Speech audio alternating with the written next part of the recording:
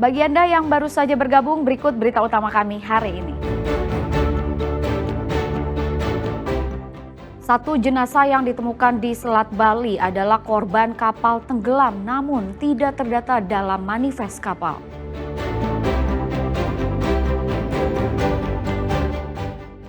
Ledakan keras di rumah warga Pasuruan mengakibatkan rumah ambruk dan penghuninya terluka parah. Budidaya rumput laut petani tambak di Gresik hasilkan cuan ratusan juta per bulan.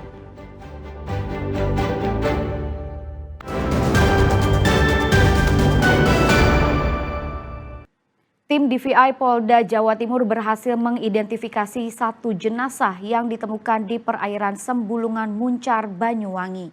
Jenazah berjenis kelamin laki-laki tersebut teridentifikasi, namun namanya tak masuk dalam daftar manifest KMP Tunu Pratama Jaya yang tenggelam. Jenazah laki-laki yang ditemukan nelayan mengambang di perairan Sembulungan Muncar, Banyuwangi pada Minggu petang lalu akhirnya berhasil teridentifikasi oleh tim DVI Polda Jawa Timur. Korban diidentifikasi bernama Daniar Nadif Izaki, warga desa Sumbergondo, Kecamatan Glenmore, Banyuwangi. Pria berusia 21 tahun tersebut merupakan penumpang KMP Tunu Pratama Jaya yang tenggelam di Selat Bali Rabu malam lalu. Namun nama korban tak terdaftar dalam manifest. Korban menyeberang ke Pulau Bali menggunakan jasa transportasi laut KMP Tunu Pratama Jaya sebagai penumpang travel. Jenazah korban diidentifikasi berdasarkan data primer berupa sidik jari, struktur gigi, serta data sekunder yang meliputi properti yang dikenakan korban, seperti jaket, baju, jam tangan, hingga sepatu korban. Penyerahan jenazah dilakukan di ruang instalasi kamar jenazah RSUD Belambangan. Body part pada kantung jenazah nomor Dokes Jatim Muncar B008 terdiri dari satu individu dan dapat diidentifikasi atas nama Daniar Nadif Inzaki, laki-laki 21 tahun.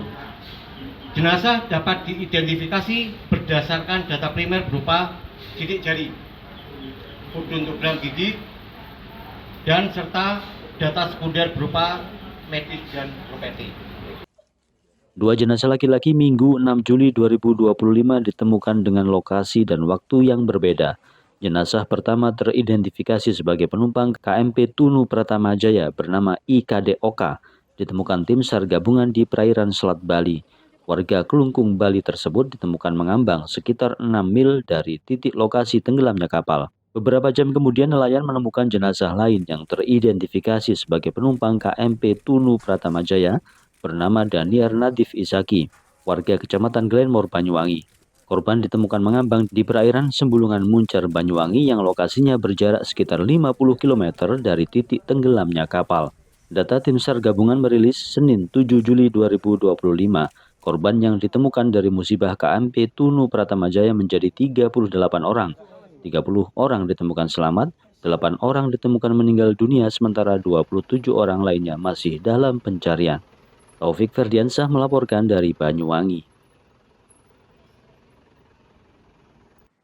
Sebuah ledakan keras mengguncang rumah warga di Pasuruan. Akibatnya rumah rusak berat dan seorang penghuninya terluka parah.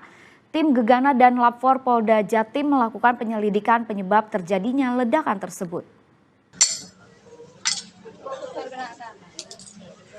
Ledakan keras terjadi di rumah Saiful Rizal di Desa Sang Anom, Kecamatan Nguling, Pasuruan.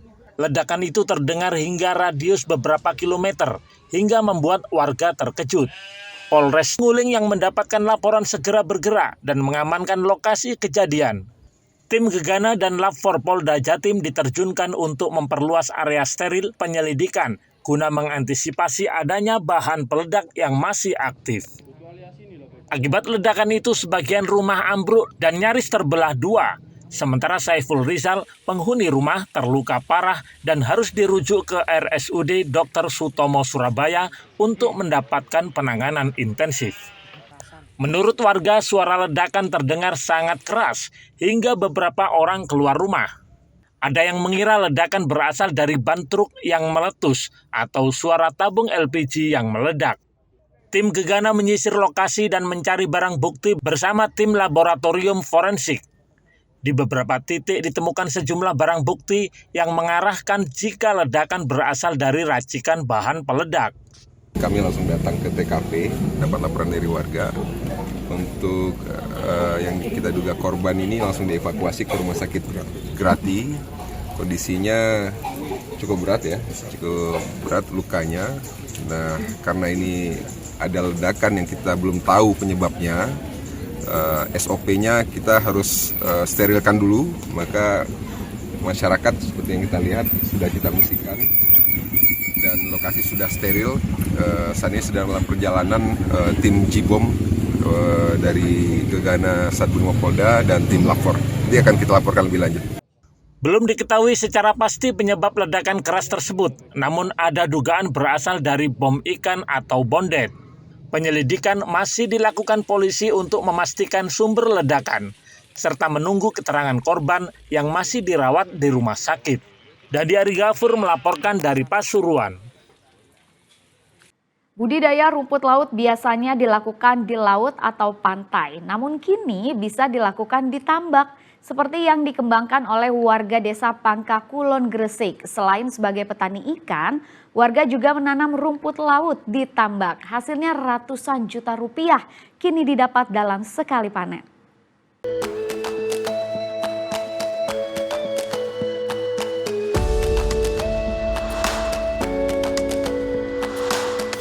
Beberapa desa memiliki unggulan masing-masing sesuai dengan karakter geografis dan kondisi lingkungan. Seperti di Desa Pangka Kulon, Kecamatan Ujung Pangka, Gresik, mempunyai budidaya tambak tumpang sari, yakni tambak air asin yang dimanfaatkan menjadi pengembangan 3 jenis budidaya sekaligus, yakni udang faname, udang windu, dan rumput laut.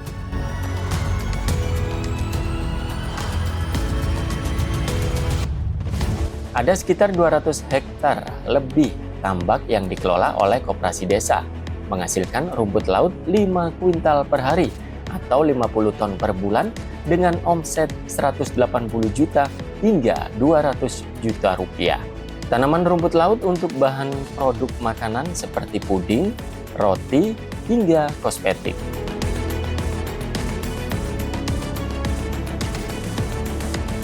Budidaya rumput laut ini adalah polikultur. Kita ada bandeng, kemudian ada udang, ada rumput laut yang bisa menjadi potensi andalan di desa kami. Maka ini butuh support dari beberapa pihak sehingga rumput laut semakin hari semakin membaik.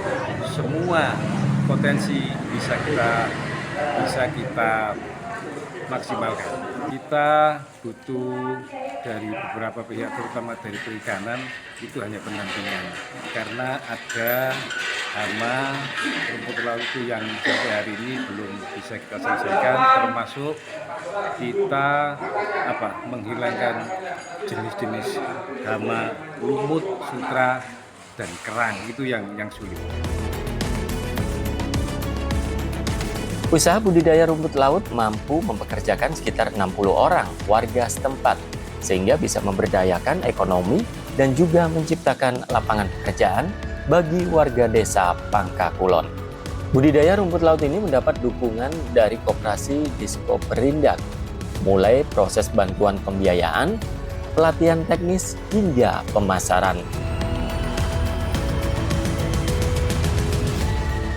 Saat ini pemerintah telah melakukan pendampingan tidak hanya di sisi akses pembiayaan, pelatihan maupun pendampingan teknis, tapi juga membantu dalam akses pemasaran baik nasional dan internasional. Selain itu juga kami mendukung dengan berupa memberikan regulasi yang mendukung Koperasi Desa Merah Putih Pangka Kulon ini. Kini, budidaya rumput laut Pangka Kulon sudah tergabung dalam Koperasi Desa Merah Putih sebagai bentuk dukungan terhadap program pemerintah. Dengan harapan komoditi rumput laut warga Pangka Kulon ini bisa menembus pasar ekspor. Sri Rama dan Sujianto melaporkan dari Gresik.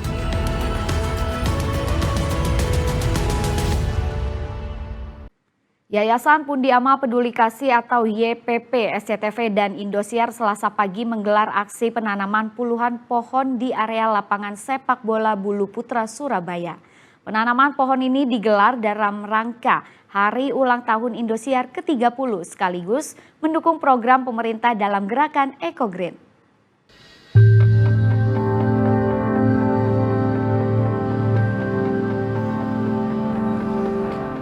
Dalam rangka Hari Ulang Tahun Indosiar ke-30, Yayasan Pundi Amal Peduli Kasih, YPP, SCTV, dan Indosiar menggelar penanaman puluhan pohon di areal lapangan sepak bola Bulu Putra, Kelurahan Lontar, Kecamatan Sambikerep, Surabaya. Penanaman puluhan bibit pohon ini diserahkan oleh Paulus Budi selaku Kepala Stasiun Transmisi SCTV dan Indosiar Surabaya, serta Windri Prasetyarini selaku perwakilan YPP kepada pengelola lapangan Bulu Putra Surabaya.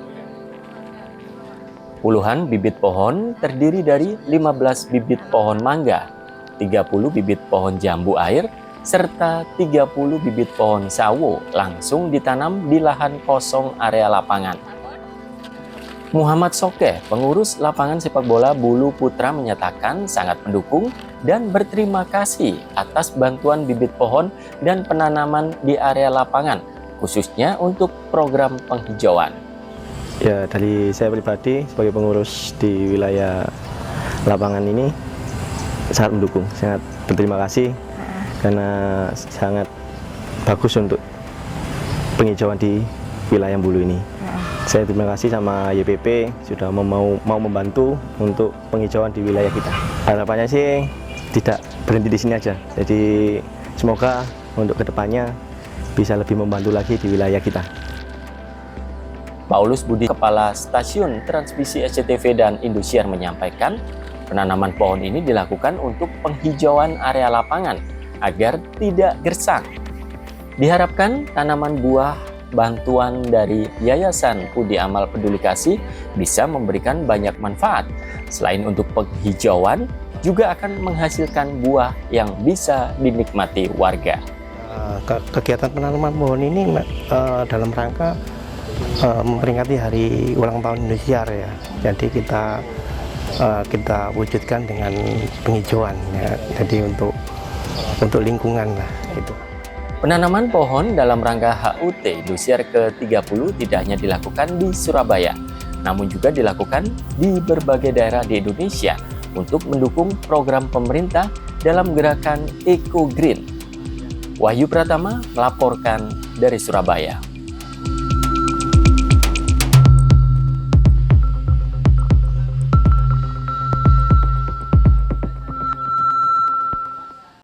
Informasi tadi sekaligus mengakhiri jumpa kita di Berita Jawa Timur. Jangan lupa pastikan Anda subscribe channel YouTube Liputan 6 SCTV Daerah. Atas nama rekan yang bertugas, saya Rizka Dior mengucapkan terima kasih atas perhatian Anda. Selamat beraktivitas dan sampai jumpa.